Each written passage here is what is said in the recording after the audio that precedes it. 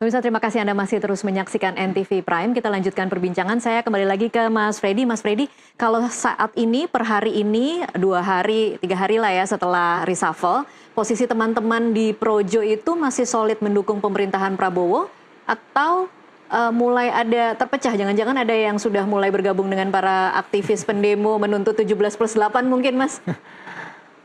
Enggak lah. Jadi secara organisasi sejak sebelum Pilpres, setelah Pilpres, Projo itu pendukung Presiden Prabowo dan Gibran memenangkan, berjuang memenangkan bersama-sama yang lainnya, sampai terpilih juga berada di barisan itu mendukung, dan sampai sekarang juga ya masih mendukung. Belum ada keputusan tentang tidak mendukung ya. Mandat kita sampai sekarang masih itu.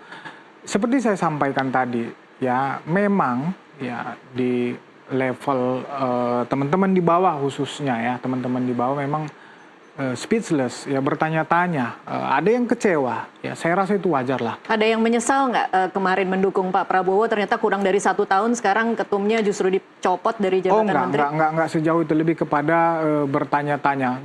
Karena gini, selain Projonya sendiri, memang kami itu mendukung itu kan memang arahan awalnya itu kan arahan Dewan Pembina kami Pak Jokowi ya.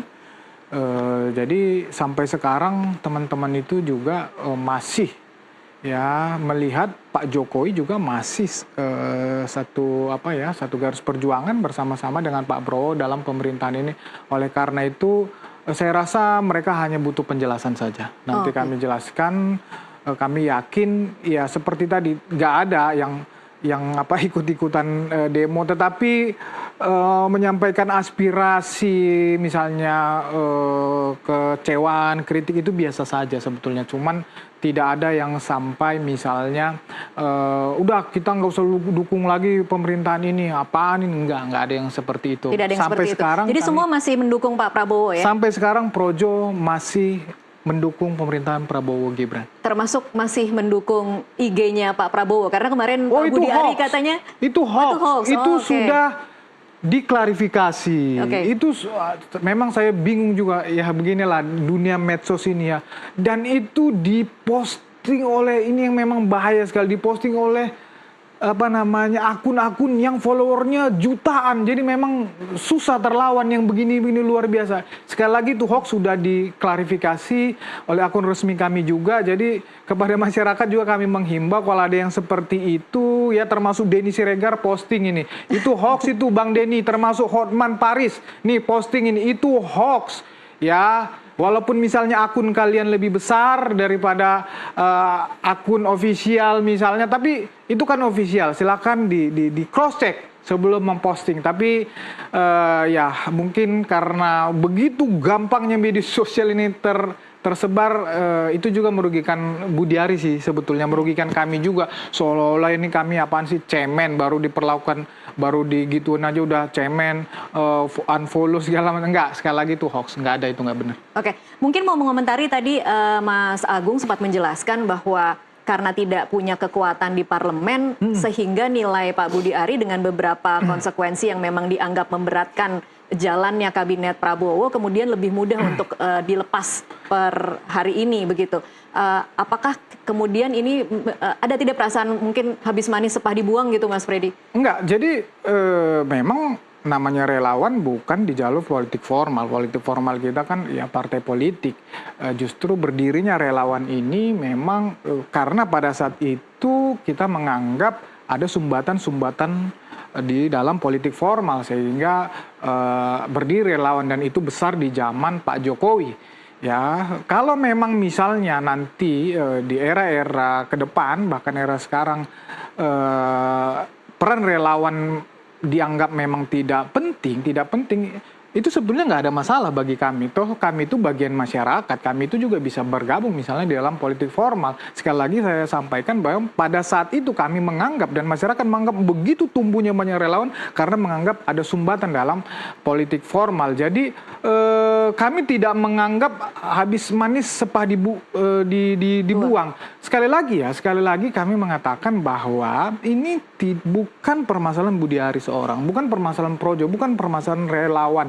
Kami yakin betul ya program-program Prabowo ini, makanya kami dukung karena sejalan dengan Pak Jokowi. Kami yakin betul, lihat aja ini program-programnya kerakyatan dan sesuai dengan tagline kami, Projo setia di garis rakyat, dan sampai sekarang kami melihat itu termasuk di Koperasi Desa Merah Putih ini. Tadi Mas Agung menyampaikan memang justru kami lebih, Mas Agung, kami lebih melihat di situ ya.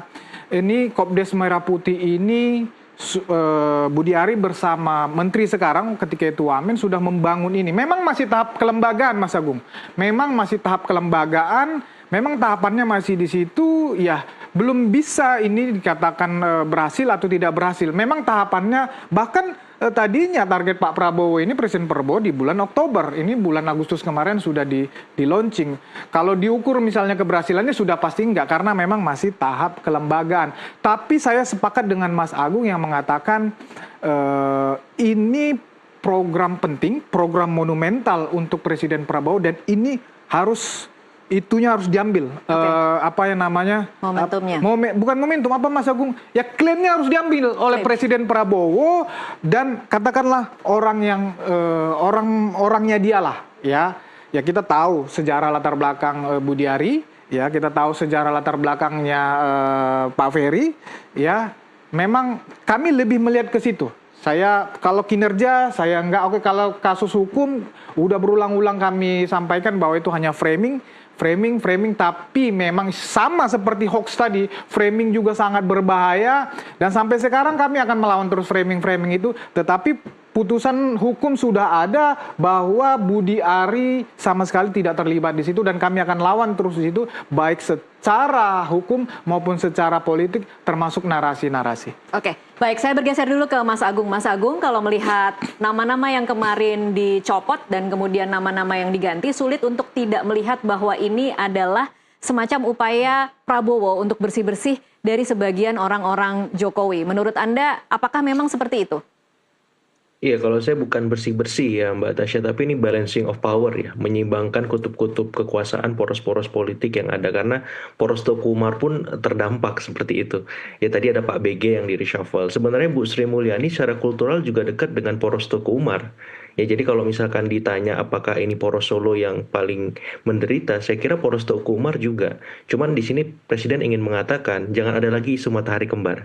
Ya jangan ada lagi isu pemimpin yang Pak Presiden yang dua gitu, Presiden yang ganda ya, sehingga dualisme kepemimpinan itu tidak lagi mengemuka baik secara publik maupun di internal kabinet Merah Putih. Jadi ini proses itu, dan harapannya ya poros-poros yang tadi mendapatkan dampak dari reshuffle ini menyesuaikan diri. Ini fase new normalnya, fase adaptasi baru, supaya mereka bisa memahami pola kepemimpinan Pak Prabowo secara politik ke depannya. Pertanyaannya Mas Agung, seberapa bersih, atau kalau mungkin kita kan saat ini tahu ya sebagian besar orang-orang atau menteri-menteri di dalam kabinet Pak Prabowo adalah kelanjutan dari menteri-menteri Pak Jokowi. Seberapa bersih kabinet ini kemudian harus di-reshuffle? Apakah memang akan ada reshuffle berikutnya? Yang pasti ada 4 posisi yang belum terisi, otomatis reshuffle akan segera. Posisi Menko Polkam karena ad interim Pak Syafri, kemudian Menpora yang masih kosong, kemudian posisi Wamen Koperasi kalau memang akan diisi lagi, terakhir posisi Wamenaker. Ada 4 posisi. Nah biasanya menjelang reshuffle, posisi yang terisi bisa bertambah, jumlahnya nggak hanya 4, bisa 5, kayak kemarin tuh awalnya 4, tiba-tiba makin sore makin bertambah 5 jadinya. Saya kaget juga. Agak tricky itu ya Mas, seolah-olah reshuffle padahal menambah gemuk ya. Itu makanya, jadi makin lama makin nambah. Nah ini juga bisa untuk mengisi posisi 4 orang itu bertambah lagi, atau bisa juga berkurang. Misalkan Wamen nggak perlu diisi orang lagi deh, supaya perampingan terjadi. Itu juga bisa kemungkinannya seperti itu. Karena makin kesini Pak Prabowo makin susah ditebak, khas Kopassus Mbak Tasya.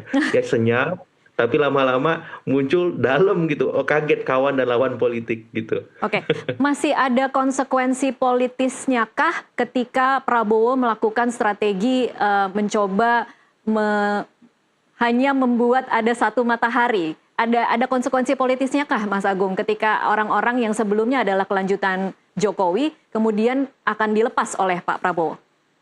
Saya kira ini semakin mengafirmasi bahwa Presiden Prabowo ingin dilihat, dipandang bahwa beliaulah orkestrator utama kepemimpinan kita baik sebagai kepala pemerintahan, kepala negara maupun panglima tertinggi secara bertahap, Mbak Tasya.